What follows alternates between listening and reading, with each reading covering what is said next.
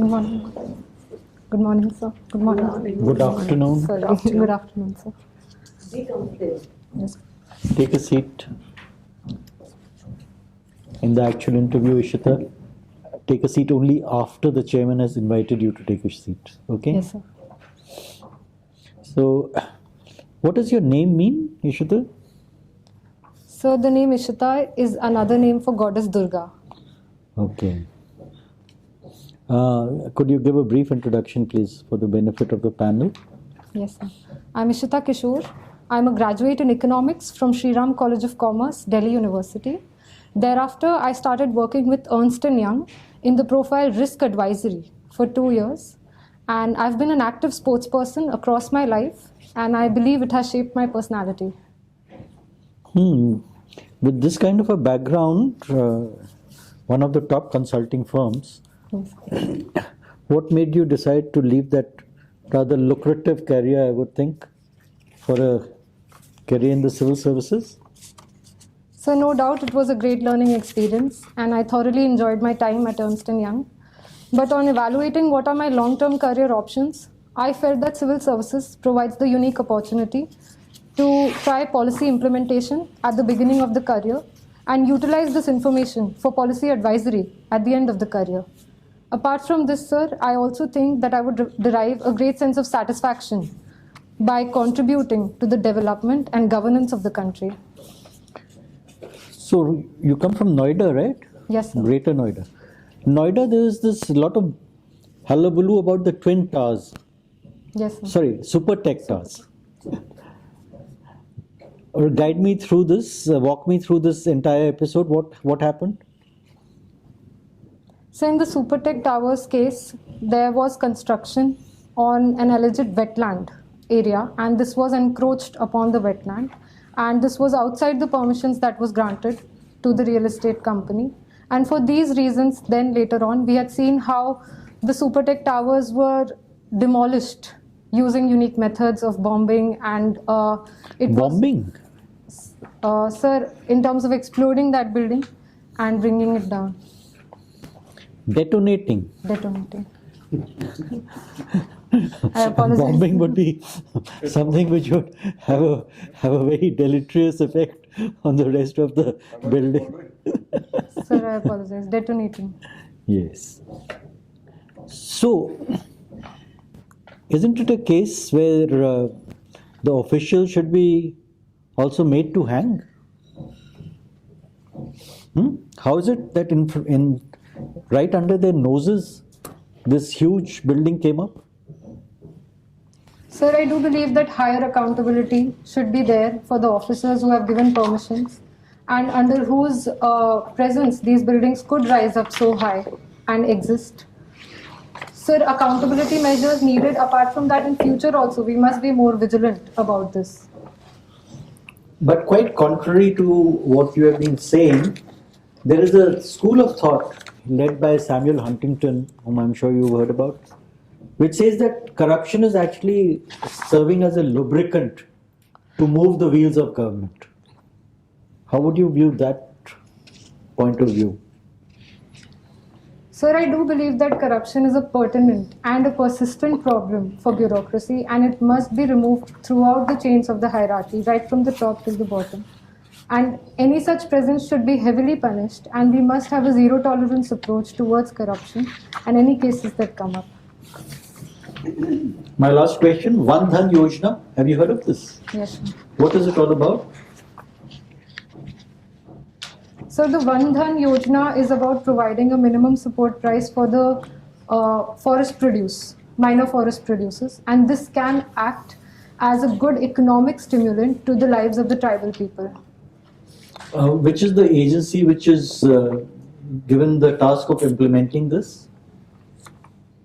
So I think it is Tri-Food and along with Tri-Fed along with Ministry of Tribal Affairs. Can you give me the full form of Tri-Fed, please?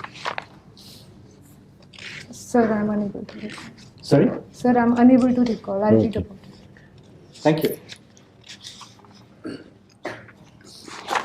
Well, Ishita, you are originally from Bihar. Yes, sir. I'm a Patna. native of Bihar. My parents are from Patna city. Yes. And you were born in some Sikandrabad, Yes, sir. Hyderabad, Sikandrabad, Telangana, and now in Greater Noida. Yes, sir. Well, so you are a good real Indian all over India. I believe so. So how come you were in Sikandrabad? So my I- father was serving in the Indian Air Force. Indian and- Air Force. Yes, sir. Oh, that's great. Good. What was he in Air Force? So he was Wing Commander Sanjay Kishore. Oh, he was a flying officer. He was flying warplanes. So he was an engineer. Engineers. Yes, sir. Acha, aeronautics engineer. Yes, sir. That's very good. So from where should we start? Bihar? Yes, sir. Okay. Yes. So you are a female, woman, young woman. So from that perspective, how you look at this total prohibition policy, which is the hallmark of Mr. Nitish Kumar's regime? So from the woman's perspective, it is very important to stigmatize alcohol in Bihar because this has direct correlation, not just with bad behavior, but also domestic violence, erosion of savings, household savings. And women have been supportive of this policy, sir. We have seen a significant rise in these, significant fall. However, So sir, why are women supporting this policy? sir, I think women are the direct victims of the spillover or the aftermath of alcohol. Spillover. Yes, sir. Spillover of alcoholism. Yes, sir. Because that has an impact on their day-to-day household lives in terms of domestic violence, in terms of the savings for their children, for their household. So this is why women are in support of the policy. However, sir, in my personal opinion, these are issues that must be dealt with and very strongly dealt with. But prohibiting alcohol is not the solution. Government must regulate instead. Instead, regulate. Yes, sir. So, but we see in our country, unfortunately, good intentions of regulation does not translate into reality. Sir, I do agree implementation is the strongest arm of any policy and implementation must be well thought of. We must see what is the ground reality and how our policies can be implemented better. Sir, I believe that in the case of prohibition of alcohol, we must deal with the problem of alcoholism as a separate issue in terms of rehabilitation and individual awareness and simultaneously also tackle the hooch deaths that exist regardless. Fine. So we also see poverty in Bihar. Of course, poverty is everywhere, but we see poverty more so in Bihar. I hope that Bihar is progressing and moving away from poverty, but it is said by experienced people that if you want to uplift a poor family, put money in the hands of women, not in the hands of men. What do you have to say? So poverty is one of the biggest problems and challenges that we are seeing. And this approach of putting money in the hands of the people, of the women. And Not the people. I the said women. there are two persons in a family, Yes, sir. husband and wife, male and female. Yes, sir. So put the money in the hands of Females. female. So I believe this policy has seen success because women have been perceived to be better and more responsible spenders. Sir, even in other schemes of the government, we are seeing that women-led households and women are being made in charge, whether it is PM Awas Yojana. So I think this gives more agency to the women and it brings their perspective of responsibility and care, at the same time also fulfilling their outside household responsibilities. Good. Ishita, now we move to your subject, PE, Political Science and International Relations. Yes, sir. So, it is said that Pakistan is a failed state. Why?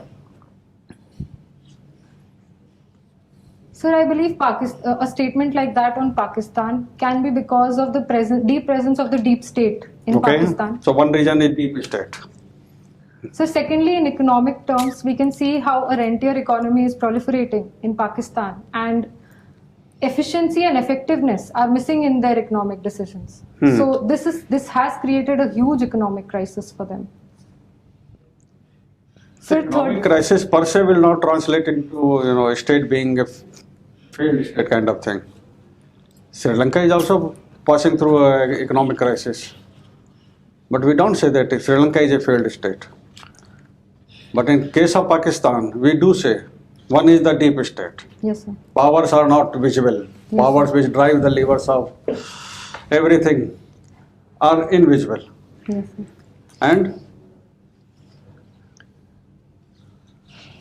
Sir, I think the decisions of the military in Pakistan do impact everything in their other aspects, whether it is economic or their international relations. okay, my last question. What is this Tehreek-e-Taliban Pakistan?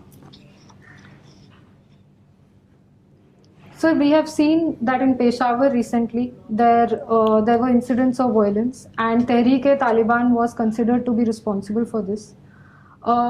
Sir, these were refugees, Afghan refugees who were present in Pakistan and who have been radicalized to serve the ends of certain sections of society. So this is why this problem is now affecting Pakistan itself rather than helping them. Okay. No. Yeah, so Ishita, you did your graduation from SRC. Okay. So who is the Vice Chancellor of Delhi University?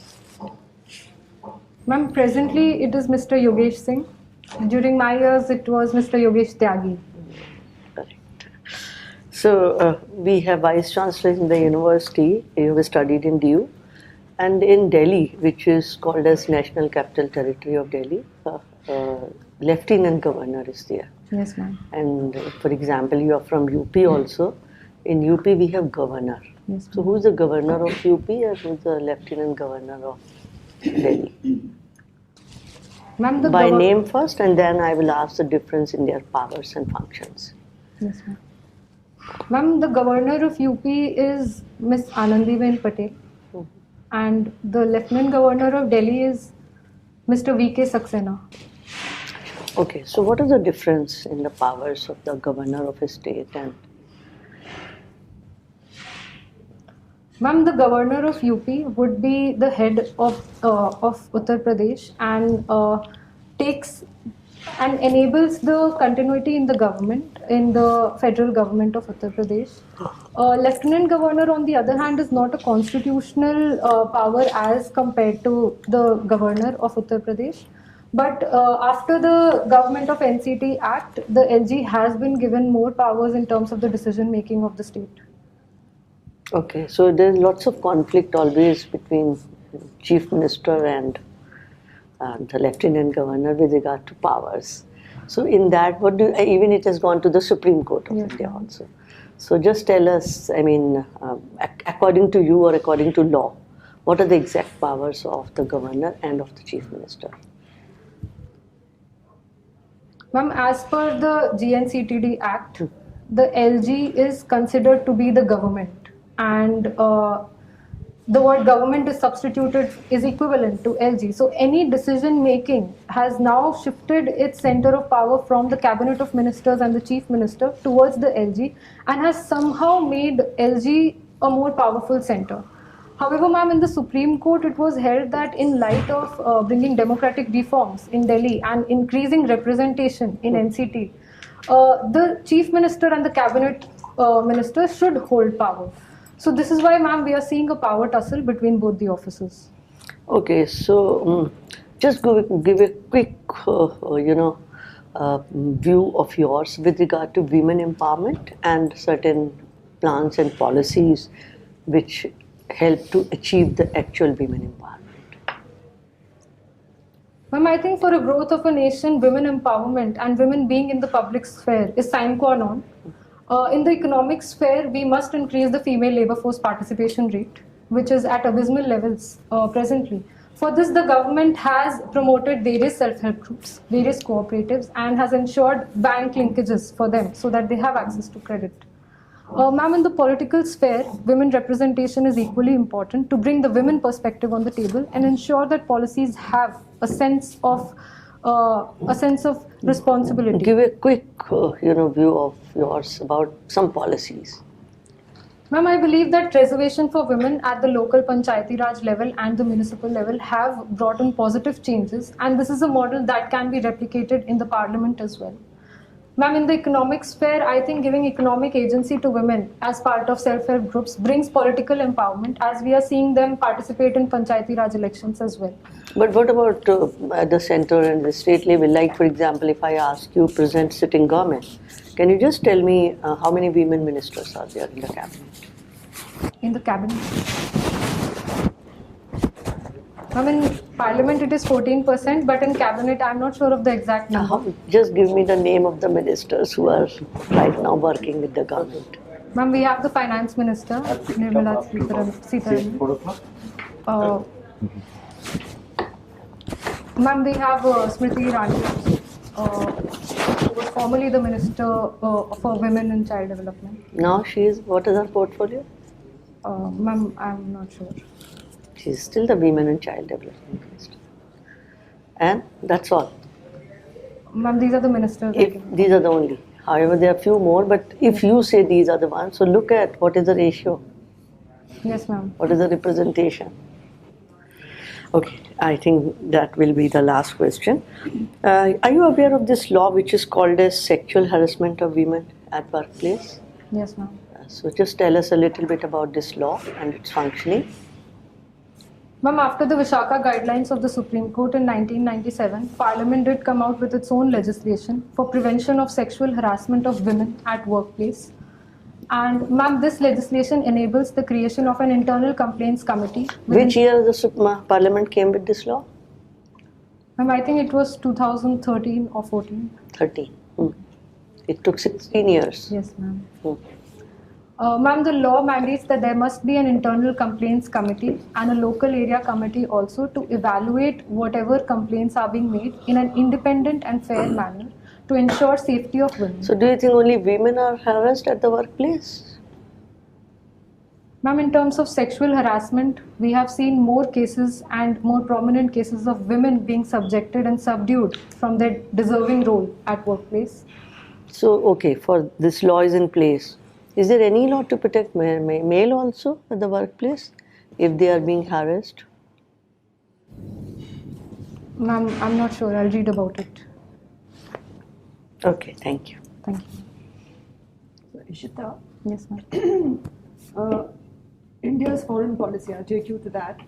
And in the last 75 years, how do you see it evolving, and what are the major sort of turning points, so to speak, or milestones in India's foreign policy over the years? And currently, what is India's foreign policy approach? Ma'am, right from the eve of independence, while national interest has always been at the heart of foreign policy, in the beginning we had seen policies in our neighborhood like Panchsheel policy to ensure non-interference and mutual peace. We had also seen the non-alignment movement to ensure that we do not align with any of the global powers and have our own independent say in the global activities. Ma'am, but across the years, this policy has evolved, especially after the watershed moment of 1991, when we saw the disintegration of USSR and the emergence of a unipolar world order. Ma'am, India then recognized Israel and started having ties with United States of America as well. In recent times, we have seen an assertive India rising and asking for its due place on the diplomatic high table across all international institutions. India has been vocal about its own national interests and that of the global south, reflecting it to be a responsible global power. But what has been the underlying reason for this, more confident India, a more vocal India, as you put it? What do you think is the underlying reason or the basic reason for that?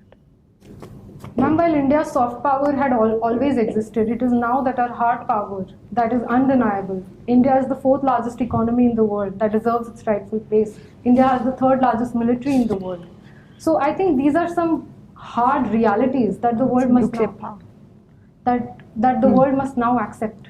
And they are beginning to accept India's position. But what is our current approach, in the various recent crises facing the world? Have we taken the right approach in recent years? Ma'am, I believe India's approach of maintaining a strategic autonomy in all global decisions has been a step in the right direction. India has ensured not to get entangled into the nitty-gritties of, say, the Russia-Ukraine crisis, and has at the same time ensured that its own interests are not hampered, while at the same time it has condemned the violence and called for a cessation of violence. It has called for dialogue and deliberation, which are reflective of its civilizational ethos. And so, I just want to just point out, you missed out the nuclear sort of deal, and that was a major turning point, Yes, and of course the war, 71 war. Yes, sir. Just brush up on those things a bit. You've been a sports person. So what is the, what is the status of women's sport internationally and in India? I mean, a participation in sports by women. Ma'am, across the years, women participation has incrementally increased, and in recent times, in the Olympics, if we take the numbers, by various countries, the participation rate was over 50%. For India, the number of sports persons are around 40%. So this has increased, but at the national level, ma'am, I believe that the recent case of the women wrestlers is a case in point to show how we need much more safety, security, and empowerment of women right to the grassroots level, right to the national camps. And having been personally visited these national camps, I believe that this sense of security would further encourage them to rise up in the chain. So what is the solution? How can we ensure that? What is holding it all back? What is preventing it from happening? It's 75 years now. Ma'am, I think the need of the hour is a higher focus, and we must implement all our energies into ensuring that we create a safe environment by higher accountability standards, by more stringent training, and ensuring that these are safety bubbles. These national camps are safety bubbles for our young girls who are aspiring. And do you think patriarchy has anything to do with it? The patriarchal mindset? Has that got any role in all this that we see? Ma'am, I think patriarchy lies right at the heart of it, because it defines our approach. It defines the approach of not just the girls themselves, but also those who are coaching these girls, those who are selecting these girls and sending them abroad. And for a long time, there was this perspective that women may not do so well, so we might not invest. But now we are seeing hard results. Women are bringing more medals, more pride. So patriarchy and mindset is slowly changing, and it will be a slow change going forward also. What's the best way to change it, you think? Ma'am, best way to change patriarchy is to start right at the bottom of the change. It cannot be imposed from top. It has to start from the household level, the position of women in the house. Absolutely. And from schools. Yes, ma'am. Telling the boys, mothers Yes, telling ma'am. the boys. Yes, ma'am. And the girls, everyone. So it's Yes. very important, and I hope you will do something about it as you move forward.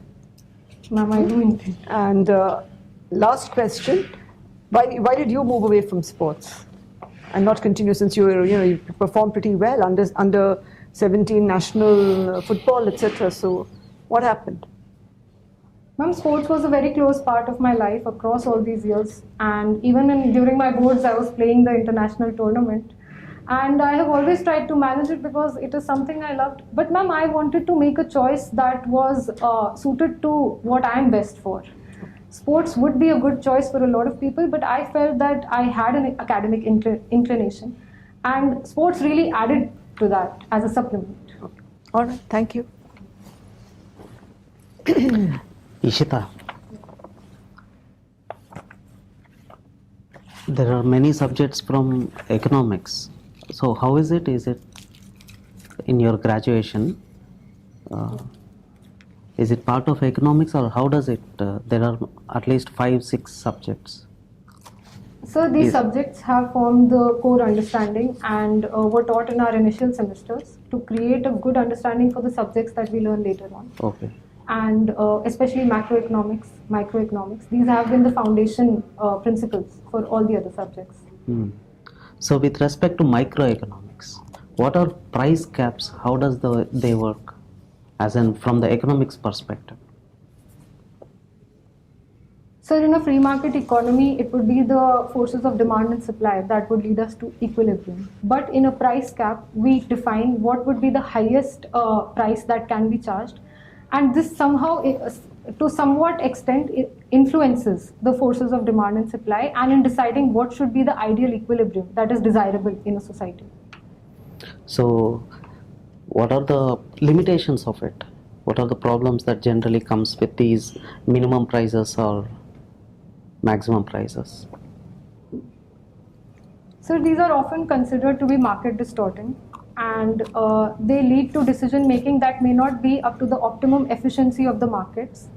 However, sir, there are certain benefits also of these policies, because in a welfare state like India, we have to ensure the maximum welfare of most people, and in agriculture we use price No, cap. explain more on the limitations. Okay. So first would be market distortion.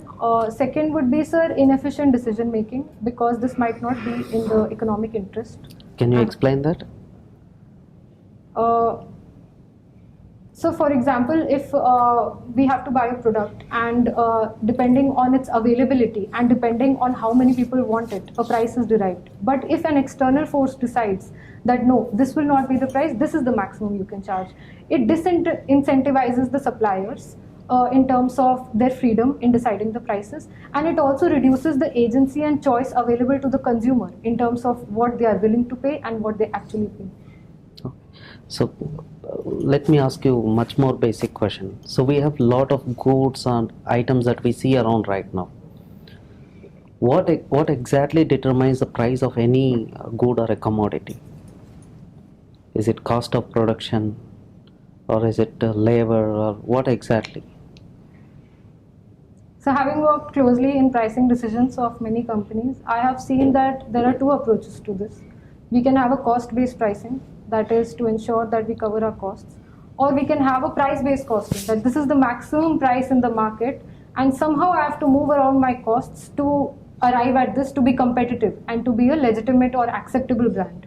So sir, these are the two. So which one is more? Are you saying that both have equal applicability in real world? So I think it depends on the sector and the product, which, for example, if it is a startup and a new product that is coming out in the market, we can have a cost-based pricing. So if you work so hard and do some very good, or come up with a product which is very much costing, so you take that as a pricing, that as the basis of pricing. What if it doesn't find the applicability? So there are business risks in these decision making, but depending on the applicability and the usefulness of that particular product, companies take these decisions, and they also make forecasts about how much the demand would be, which is the market, and whether the government is interested in supporting a product like this. Is it a game changer? So this can enable cost-based pricing. Okay. So other thing with respect to public economics. A lot of time we hear in the budget about the debt to GDP ratio. So which is more accurate way of understanding the government's ability to manage debt? Is it debt to GDP ratio, or is it debt to the government revenues ratio? Sir, I think that in the context of our needs, debt to GDP ratio would be relevant in terms of judging the macroeconomic position of our economy as a whole, including the private sector, including the government's expenditure, including the consumption by the public. So the debt as a percentage of this would reflect our macroeconomic position. However, the debt as a percentage of the government's revenues reflects their fiscal discipline and their fiscal position, and how well they are managing their expenses. Okay. Did you observe how much amount of interest payments that are going from the overall budget, tax revenues? Yes, sir, it is a significant portion. It is around 12%, sir, if I am correct. It's more than that. So fine. Have you heard of this debt trap? Yes, sir. So how do governments get into debt trap? Does it have anything to do with interest rates? Yes, sir. Sir, if I may take an example, in our neighborhood, we are seeing many countries falling into debt traps. So this starts with a teaser loan. For example, I offer a loan that might be at a low interest rate initially, and later on, these interests are significantly escalated. Secondly, sir, economic incentives are being given in a way that the government, when the government is unable to fulfill the debt that they have taken, they are falling prey to this. Okay. So you worked with risk analyst. You worked as a risk analyst. Yes, sir. So what are the various parameters? I mean, what kind of risk analysis you were into? Like, is it private credit or is it government debt or what exactly? So we evaluated the risk of various companies in different industries, and we evaluated their supply chain. For example, what are the risks in their production process, in their supply chain, in their marketing, in their contract management, or in their procurement methods. And we helped enable them to plug these risks by suggesting suitable controls. Can you name some parameters, qualitative and quantitative parameters? So qualitative parameters would be the delegation of authority. Who is the person signing off this particular expenditure, and can I bypass this by any way? So a quantitative indicator would be, how am I deciding who will be my vendors? Is there a reverse auctioning process? Is it a selection that is judged by personal preferences? So in these ways, we enable savings. Okay. So fine. Thank you. So Ishita, we've come to the end of the formal interaction. We'll now give the feedback and also some practical tips. Yes, sir. Your self-assessment, how did it go? So it didn't start on the right foot. And after that, it was fine, I think. When is your interview? So it's 18th April. Oh, so you have plenty of time. Yes, sir. Your first appearance before the Yes, sir. interview board. So, Ishita, I think you need to bear a few things in mind, that this is not a test of knowledge. It's a test of your personality. So they're looking for officer-like traits. Integrity is key to that. Your awareness of the world around you, your state, nation, so on. Also, how you perform under pressure, whether you are poised or whether you get flustered, all these things. So you tick all the boxes. You are an excellent candidate. So you shouldn't feel in any way constrained or feel inhibited. Please go there with a sense of extreme self-confidence that you're going to crack it. You're going to ace the interview. And you will ace it. I hope so. Okay. Now, what I would suggest is that in the time which is available, this is the practical kind of tips. Take something like 70, 80 of these A4 size sheets. Write down all the possible questions which occur to your mind. They come from 3 or 4 sources. Basically from your subject, current affairs, job and DAF. After you made that question bank, say of 200 to 250 questions, on each topic attain mastery, all the dimensions, all the ramifications, and then just write down 4 or 5 bullet points on each topic. That will be an aid to your memory. It's not to be memorized, it is to be internalized. It should become part of your thinking process. And how do you do that? By sitting in front of a mirror and practicing. It should be in order of importance, those 5 or 6. So your answer has to be structured. Most important point first, and then second, third, and so on. Or you could ask a relative to take a video and then see how it is going, right? Which newspapers are you reading? So I'm reading Indian Express. Add a financial paper to the mix, because with that kind of background which you have, Okay. a lot of questions might go on those lines. And are you watching anything So Television. TV wise? TV news channel. News So channels? I follow RSTV, now Sunset TV, and I also follow Palki Sharma's videos on international relations. Vion. Beyond. Palki Sharma's on She has TV. left Yes, Vion, changed. she's now She's with left First Vion. Post. Oh, first But post, Beyond yeah. as such is also a good channel to watch for international relations. Your voice is somewhat at a lower level. We need to have a louder, more confident Energetic. voice. Okay. Right? We all old people out here must give. So, TriFed, Tribal Cooperative Marketing Development Federation of India. So that I just blurted it in nervousness. I know it because I served there for 3 years. Best of luck, you'll do very well. Thank you. If I may add, Yes, sir. You are being nervous, and that is impacting your Yes. whole this thing. Don't be nervous. No point. And once you practice, your nervousness will go automatically. Okay. Smile to You're yourself before clutching, entering. you're clutching your palms as though, you're afraid they'll fly away in the dust or something, in the wind. Smile to yourself, enter, and say, yes, I can do it. And you will, because you're very good. Okay. Okay. Yeah. This is the one last point. Somewhere you said patriarchy. Yes, sir. Hmm? I will advise you to avoid these sweeping judgments. Instead say what is required to be done to empower women. Okay. Hmm? What is to be done to make them feel safe at the workplace, at the public places, in the home. Because when you say patriarchy per se is responsible for everything which is going wrong, then it opens a new line of questioning. You might ruffle some patriarchal feathers. There are only two mechanisms. Either the bride goes to the home of the groom or groom comes to the home of the bride. And both systems have their own upside and downsides. Yes, sir. Alright, when the parents grow old, parents include men and women both. Yes. So who takes care?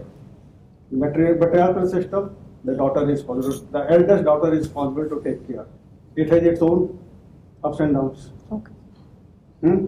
And patriarchal system, it is the responsibility of the son to take care of the old parents, which are both male and female. ऐसा नहीं कि केवल mail है. तो वो system वो जो चीज है ना वो डाइसी एरिया है. So better just say what is needed to be done to empower women. Okay. What is needed to be done to make them feel safe at the workplace, in the public places, also in the home, because there are instances of domestic violence. Yes. Now, there is a recent High Court judgment that says that emotional and mental torture is also Harassment. harassment, and a divorce was upheld on that ground, Yes, sir. whereas the wife was opposing it. Yes, sir. So don't go into that area. You should not sound like being an activist. Okay. You are not going there in the role of an activist. You are going there in a different role. Yes, sir. Okay. Okay. Thank you. Name of the demon slayed by goddess Durga? So Mahishasur. Yes, good.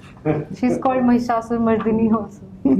Include everyone in your answer. Sometimes you're looking only at one person. So when you're, just occasionally glance at everybody, whoever's asked the question. Thank you. Without making it self-conscious. Okay. Yeah, normal. As a normal. No. Right then, best of luck. Thank All you. the best, Thank you. Ishita. All the best. Thank you.